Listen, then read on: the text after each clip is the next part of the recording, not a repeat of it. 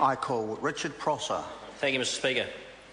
I'm pleased to rise on behalf of New Zealand First to take the first of as many calls as are needed in order for Parliament to deal with this urgent piece of legislation that we have before us.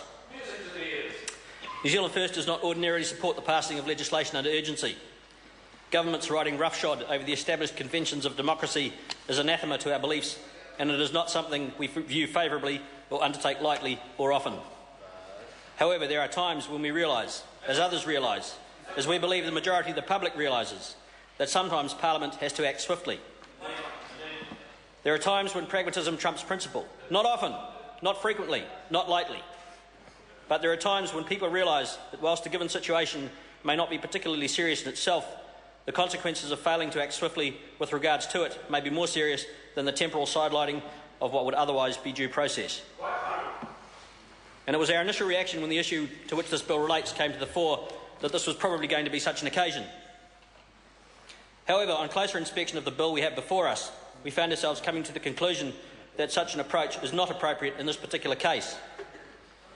Digging deeper and deeper into the bill, we found serious departures from what we had initially believed to be a reasoned and reasonable response to the consequences of a major meteorological event of the type which afflicts our country from time to time. It was for this reason that we chose to oppose urgency in this case, and for the reasons I will outline, that we are supporting this bill only on condition as far as the committee stages, and from then on our continued support will be dependent on whether or not the government can agree to address the number of very serious concerns we hold about this bill as it is presented. Mr Speaker, it is apparent that the government has a completely disingenuous agenda with regards to this bill. The intent of this bill, the stated intent, the intent as advertised, is something which New Zealand First would like to support. Our principles and policies are completely in line with that intention. Allowing such a tragically surreptitious occurrence as this to go to waste is anathema to our philosophy. This is a windfall indeed, Mr Speaker. The storm which has brought us this windblown timber has been a tragedy for our forests. But using this occurrence as an excuse to throw out our principles and protocols, to put aside our hard-won environmental protections, would be to turn a singular tragedy into an ongoing series of catastrophes. Mr Speaker, New Zealand First wants to see some changes to this bill, and we want some honest explanations from the government as to why it contains certain of the provisions that it does. Firstly, Mr Speaker, I want to know why the government went back on its word and made this bill the first item of business today, rather than the second, as they had previously indicated.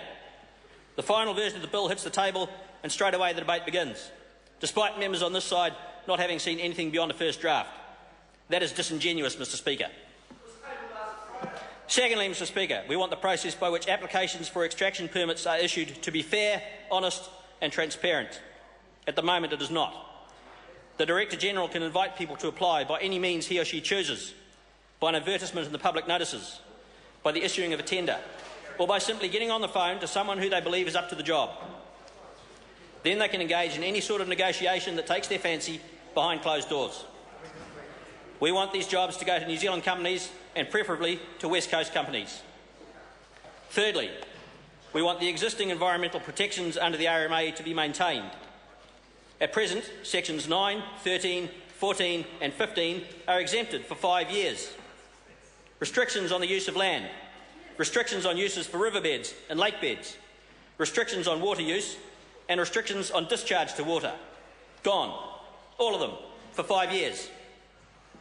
For 5 years they can go into the bush. Anyone the Director-General cares to give the job to can go into the bush, bulldoze a road, dam a river, dump whatever rubbish they like back into it and haul away windblown trees. And if it is not the intention that this happened, why is it allowed for? Fourthly, we want the West Coast to be the principal beneficiary from this exercise in terms of jobs and processing. That is not in the bill now.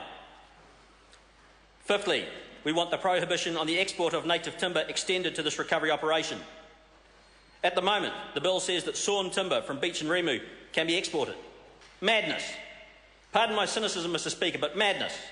Sawn timber, sawn native timber, sent overseas to be made into furniture and then brought back here to be sold. Sixthly, we want the royalty regime for native timber to be enshrined in the bill and for 25% of the royalties collected to go back to the West Coast. As it stands, there is no provision for the coast to be granted a cent from this wealth, and the Director-General has the absolute discretion to waive or refund any royalties which are charged.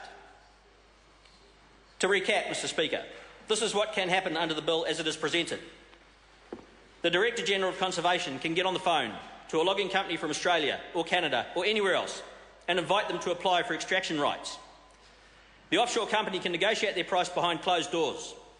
Then they can come in and bulldoze a track through a national park, put culverts into the riverbeds, dam the rivers for water for their operations, dump their waste back into the rivers, kill as many Kiwi as they like and not be in breach of the Wildlife Act that is in the bill, Minister, take out a truckload of prime remu, mill the trunks into logs, send the sawn timber to China, have it made into tables and Scotch dresses, and send them back here to be sold as New Zealand native timber furniture, and then get a refund on the royalties they should have given to the Crown.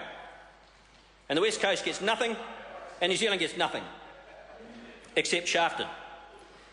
And if none of that is going to happen, then why does the bill specifically allow and provide for it? We want to see this timber used, Mr Speaker. We do not want to see it go to waste. But we want to see the benefits go to the people of the coast and to New Zealand Inc. And we want to see our environment preserved. And we will only support this bill if those things can be agreed to and guaranteed. Thank you. Ko te Aroa Favel. Tēnā koe, Mr Speaker, kia ora tātou katoa I tēnei ahiahi. Ka nui te mihi kia